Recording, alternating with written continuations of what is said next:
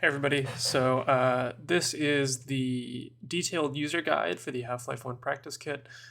This is not going to go over any installation details, so if you do not already have the practice kit installed and working, I recommend checking out the other video that covers the basics and installation.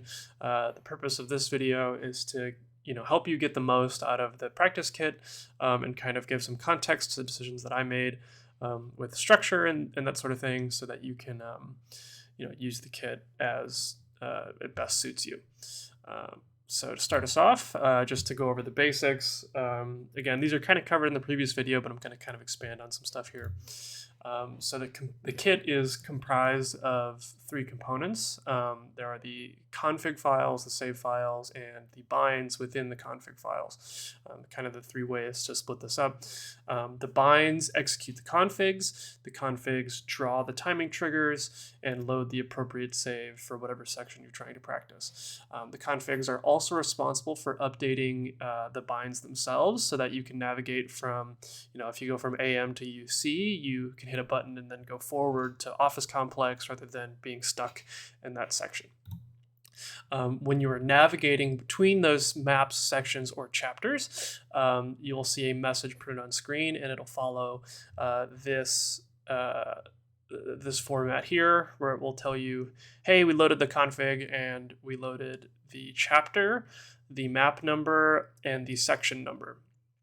So obviously here, AM refers to the chapter, so anomalous materials. The 2 here is going to refer to the map number. So in this case, we are loading the second map. And then the 0 here is going to signify the section. So in this case, 0 signifies the full map. A little more information on this last number. This pattern is followed for every segment within the practice configs. And the identifier follows the following pattern. 0 always signifies the full map. A 1 in this column will represent you are practicing the first half of the map, and then a 2 will signify that you are practicing the second half of the map. Now keep in mind, not every map is split this way. A lot of maps either aren't long enough, or because of the way the map is laid out, it won't work to split it that way.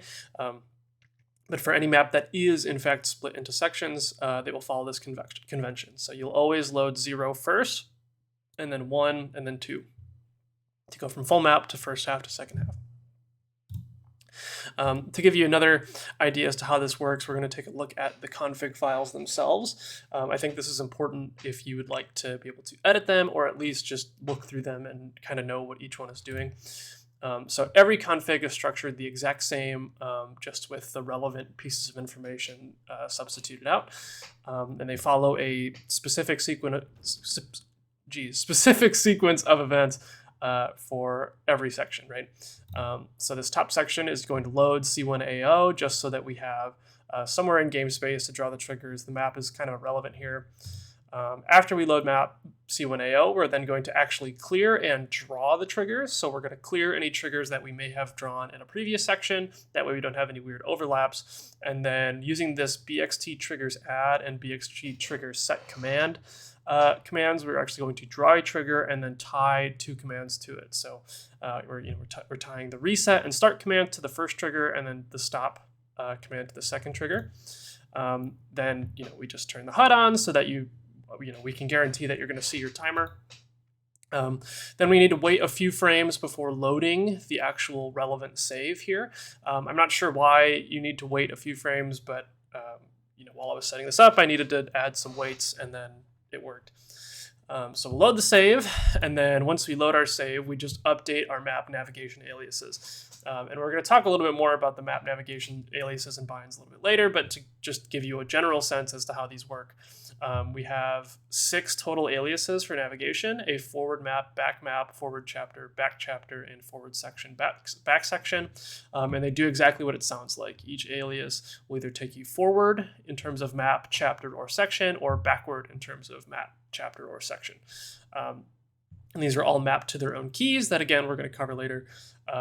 But yeah, that you shouldn't ever need to edit that. Unless for some reason you want to change the sequence, you can mess with it, but I would really recommend leaving that part untouched.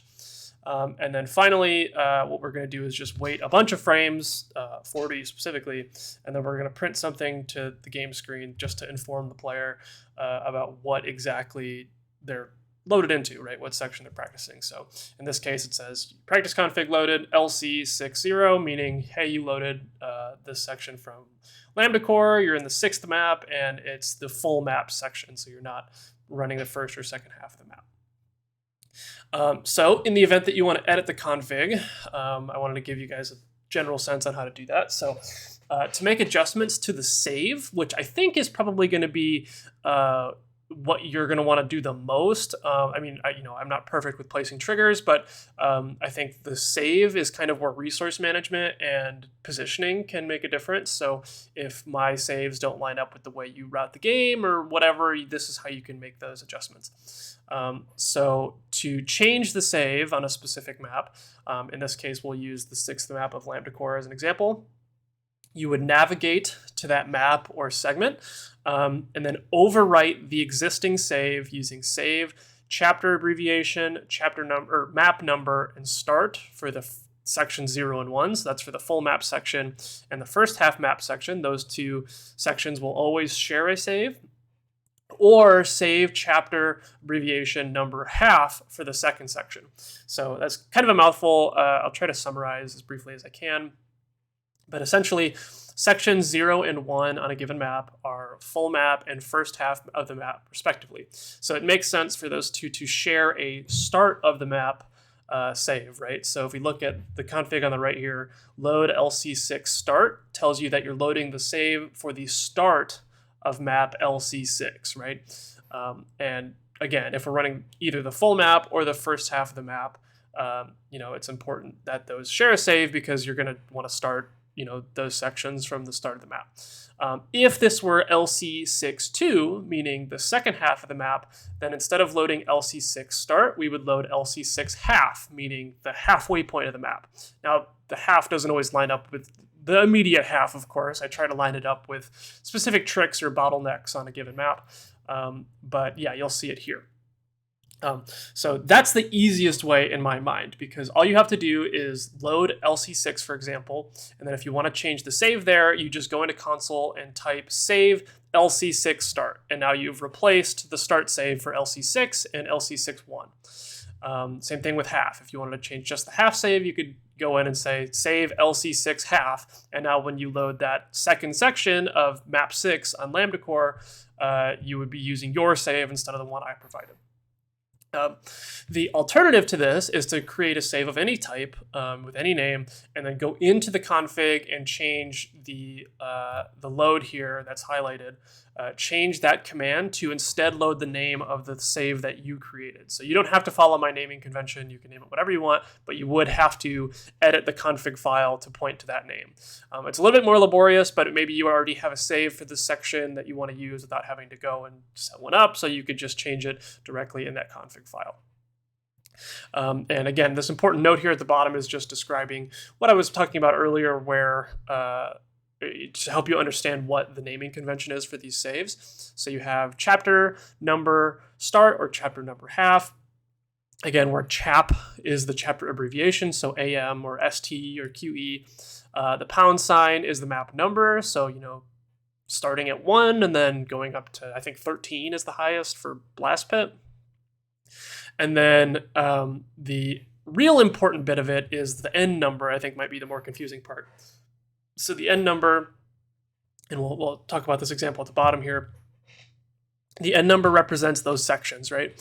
So section 0 always means the full map. So if a map is not able to be subdivided, it only has section 0. If a map is able to be subdivided into two halves, then you'll have section 1, which is 1 first half, and section 2, which is again 2 second half.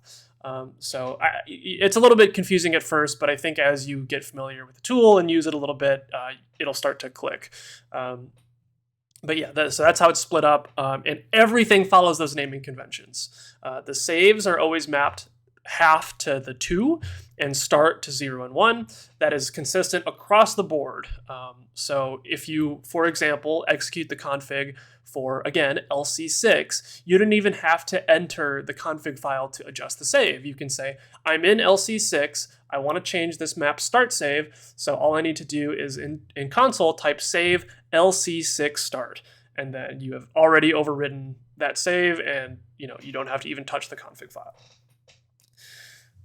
For triggers, which again you're probably less likely to want to edit, but I don't want to leave the you have your own purposes for doing things, so of course it's relatively easy to do that. So all you need to do is, like the saves, edit the map that you want, or enter the map that you would like to adjust the config for. And then you're going to use the +bxt triggers place command to draw the trigger in world space. And basically all you do for that is you hold the key and then you drag your mouse and it draws a trigger. I'm going to give a little example of all this stuff at the end. But you just press the key, draw the trigger, and there it is. You use the bxt trigger set command to attach whatever console command you would like to the trigger. So it always attaches the command to the last trigger you placed, right? So if you place a trigger and then use bxt trigger set command, and we'll use bxt timer stop as the example command here. If you draw a trigger and then use bxt trigger set command with bxt timer stop, that trigger you just drew gets the command bxt timer stop attached to it. And I want to reiterate this because if you were to say for example, you want to replace both of my triggers, right? My reset and start trigger and my stop trigger. And if you went out into the map and then placed both triggers and then tried to set the start command and the stop command, you would only be able to edit the second trigger you placed. So make sure whenever you set a trigger, you immediately set its command before you go make any more triggers. Otherwise, you're going to have to redo things and it's really annoying. Ask me how I know. I totally spent like 2 weeks editing triggers like this. So trust me, it's annoying. You don't want to deal with it. Oops, wrong way. And then the final command you need to know is bxt triggers export.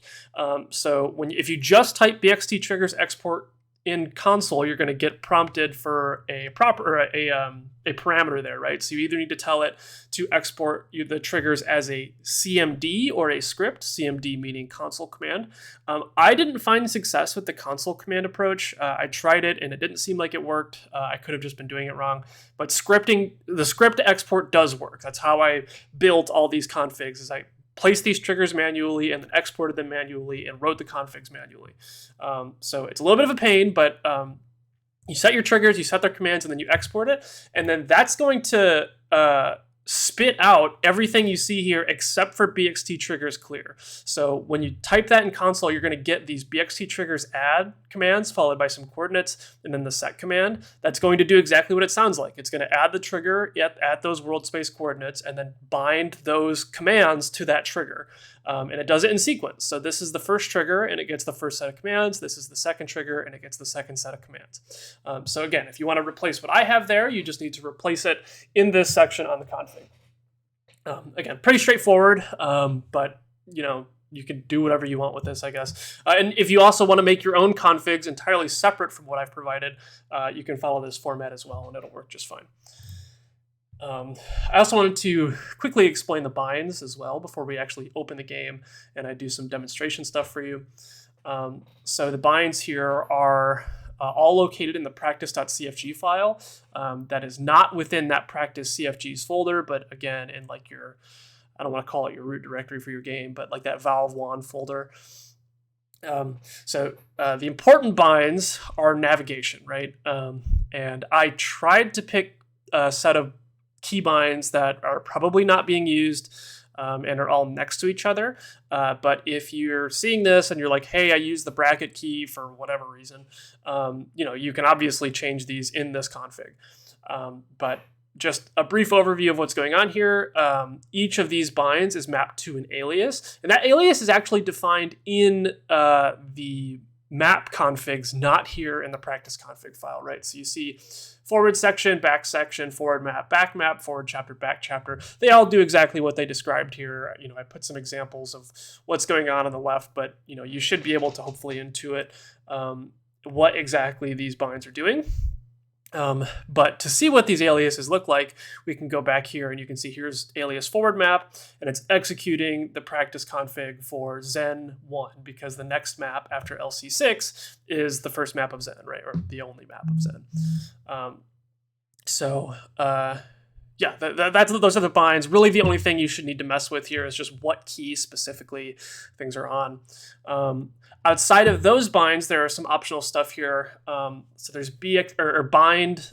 Here I have bind L trigger toggle, and it's commented out. And what that's going to do is call this trigger toggle alias that, in conjunction with these other aliases, is basically just going to toggle the command bxt show custom triggers on or off, right? So if this is set to 0, you will not be able to see the triggers on the map. If it's set to 1, then you will, of course, be able to see the triggers. I personally recommend playing with the triggers on, at least till you're 100% certain on where they exist in the map, because it is pretty important to to know where your timer is starting and where it's stopping, because it's not always exactly in line with those level change transitions. So, at least start with it on, and then that's why I like the toggle command, because, you can get a sense for where everything is, and then you can, just turn them off. There's also bind K BXT triggers place. This is just a convenient way for you to attach that command we mentioned earlier for placing triggers to a key. I use it on K by default. So, you can just delete the comments here, or the comment slashes here as well to set that bind. And of course, for either of these commands, you can change the key to whatever you want. Other, somewhat notable parts of the practice config too is this command here at the top, bxt show custom triggers. Yes, it's the exact same command handled by the toggle, but if you just set it to 0 here, then they'll just be off. Like, you won't have to turn them off; they'll just be off. So I set it to 1 by default because, again, I think it's important to know where they are. But if they really annoy you and you don't want to have to bother with, setting a keybind or anything, you can just set that value to 0 there. And of course, you can also just type this in console with a 0, and it'll get rid of them too. The trigger toggle aliases do what I described earlier. They just basically make it so one command can turn them both on or off. And then the bottom line there, exec practice config /am-1-0, is basically just going to be the map you start in when you run practice.cfg, which, as you should know, is how you just start, using the practice configs, right? So I figured AM1 is probably just the easiest starting point because everybody knows, how to get to anywhere from AM. But, if you wanted to start in FAF for some reason, or, wanted to start at IHD, maybe, I don't know, you could substitute the AM-1-0 with whatever desired section you want. Like, I think IHD should be ST-9-0. So, again, totally optional, but, something to maybe help, navigate some of that stuff. Cool. So let's go ahead and hop over to the game now so I can demonstrate some of the important little nooks and crannies, as well as the way to properly adjust some things. So just for the sake of example, I'm gonna go ahead and execute my practice config again so that you can see that stuff be loaded. So I'm gonna type exec practice.cfg. I promise I don't normally type this slow. My mic is just in the way. And then we get that, that line printed at the bottom left. We know that we're now in the conference, right?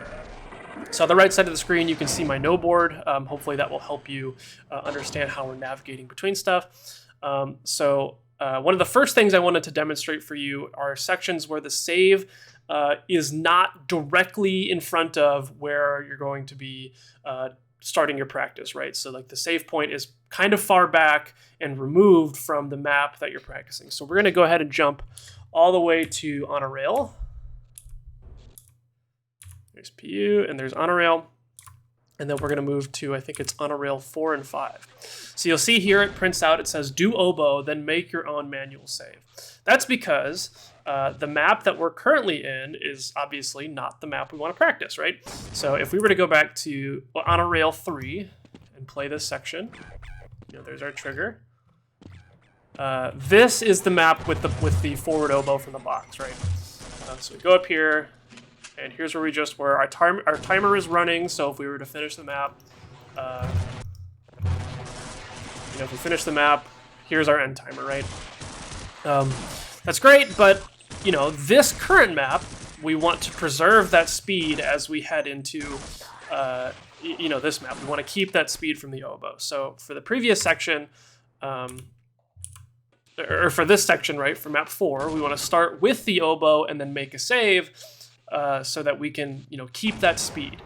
I didn't want to do this for you because depending on your setup, depending on your skill level, you might have varying, you know, speeds going into this map. So I wanted to leave it up to you to define, you know, how that's going to look. So I'm going to do an oboe, a shitty oboe, I guess. Let's try it a couple times. There we go. Right, so we have an oboe. And then what I just did before I entered this map level, or this map transition, is made a hard save. So you should be familiar with the concept of your quick save and your hard save. You know, those hard saves are, you know, a save separate from your quick save that, you know, you can use as backup. Or you could just use a quick save, I guess, if you don't want to have access to it during your run of that map. So now what I can do is I can just load that hard save. And you see my timer starts as I cross the level transition. And then I can run the map normally, and my timer ends up here. So this is pretty common. This happens pretty frequently throughout the run because, as you're probably aware if you run the game, a lot of maps in the game are dependent on your movement from the previous map. So in those circumstances, I tried to give you a warning in the chat, as well as set up your save so that it's far enough removed from that, you know, that area, so you have time to establish your movement. But in the event that the save isn't perfect there, just load the previous map, make a save, and then load your config. So load the config to get those triggers in place after you make your save, and then play that map or play that config from the save you made. Again, it's a little bit weird to explain, probably a little bit confusing to hear, but I think as you use the tool, you'll start to get what I mean. It's one of those things that just kind of comes with the territory. So that's the primary gameplay thing I wanted to point out here. I wanted to also just give an example as to how some of these triggers work, right? So if I were to go to my console commands and type bxt show triggers 1, we can get a sense for where some of these command or these actual, you know, game place triggers are. The green almost always is going to mean level transition. So most triggers are lined up with the level transition, right? Now, let's say, for example, you don't like where this stop timer is. You know, maybe you want it further back here for some reason, you know, or maybe, I don't know, you want to put it somewhere else, right? So the easiest way to approach that is to, again, go into console. I recommend clearing your triggers just to make it easier, because remember, those are all saved in the config. So if you clear them out, they'll come back when you reload the config. So I'm going to say bxt triggers, bxt triggers clear. And you saw that orange trigger disappear there because, you know, that's the one we placed manually. Now what we're going to do is use that bxt place triggers command. Mine's currently bound to K. You can see it right there. So I'm going to hit K, hold it, and then now I can draw my trigger, right? So we just placed a whole trigger right here. So this trigger doesn't currently do anything. If I want to make it do something, I need to set the command. So I do bxt triggers set command, and then all I need to do is type the command I want it to do. So let's, just so that you'll see it do something, I'm gonna tie that to reset. So I'm gonna say bxt timer reset. And right now on the left, you see I have 5.266 seconds. When I run in this trigger now, it's reset to 0. And that's the principle by which every trigger in this practice kit operates, right? Now, let's say I want to actually place that reset trigger into my config for this map. So what I can do is I can say bxt triggers export and then type script. That's going to print out this add command and this set command. So all I need to do now is copy this, right-click it, copy, and then we can verify what config we need to edit by just moving back a segment and then forward a section. So I can see I'm in on a rail 4.0.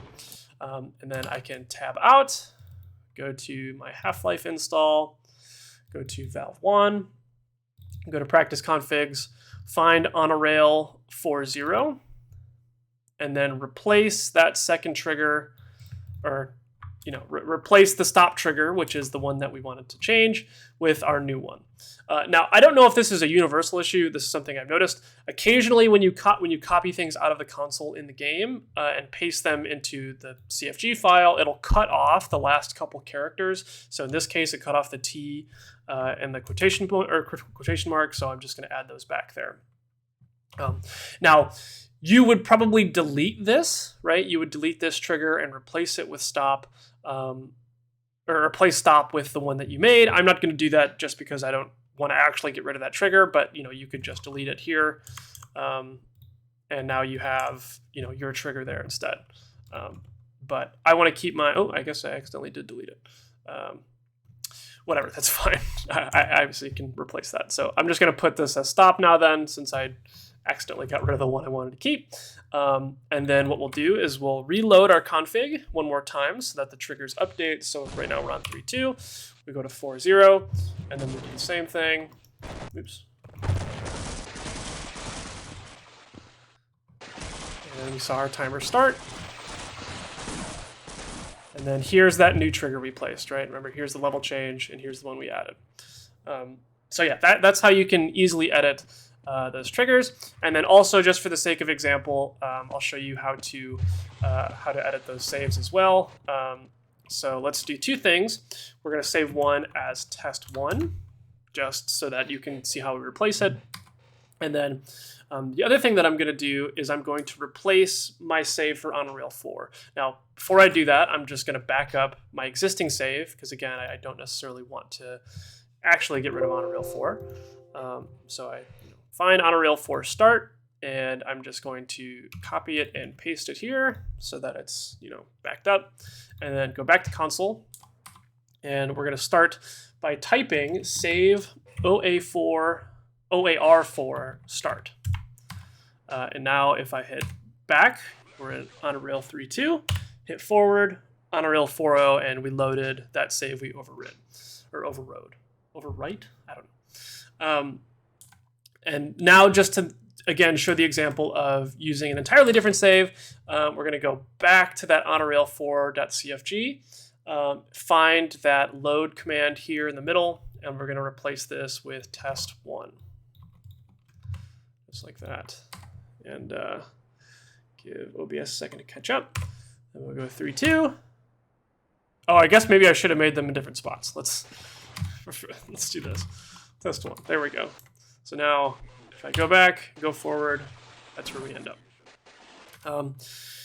Yeah, and I think that's everything I really wanted to demonstrate and give the rundown of. Hopefully, I didn't miss anything major. The key takeaways from this should be, make the most out of manual saves. My saves are not going to be a one-size-fits-all. My saves are not always going to set you up properly. So just be conscious of the fact that you have your own saving tools at your disposal. And the only thing, or the important piece that the configs are doing when you load them, is telling you that what map they put timing triggers on.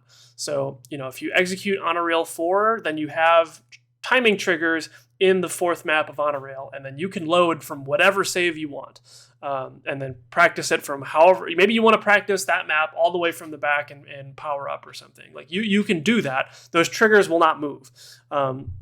They might appear in other maps because the coordinate space is shared between maps. But, the main crux of what I'm getting at is do not rely entirely on the saves I provided. Use them in combination with your own saves to make the most out of this stuff. And then, of course, as well, abuse the fact that you have a start timer trigger, and then place your own triggers, wherever you see fit. If you want to time a specific trick, section, whatever. Again, this is really just to give you kind of a framework and an increase in convenience when it comes to timing and optimizing strats that might not be the most obvious thing to practice when you're either new or improving, like myself, trying to get to that sub 30 mark. So yeah, I think that I'm going to end it here. I know it's a little long-winded, but I really wanted to make sure I offered a detailed explanation on how to get the most out of this tool. So if you guys have any questions about anything, feel free to join the Source Runs Discord and, at me in there in Gold Source Help or something, or even shoot me a direct message on there. I think you should be able to find my tag and my avatar on the users list. But if you just at imp, I should pop up there. But yeah, thanks for watching, and I hope this helps. I hope to see a lot more people breaking that sub 30 barrier very soon.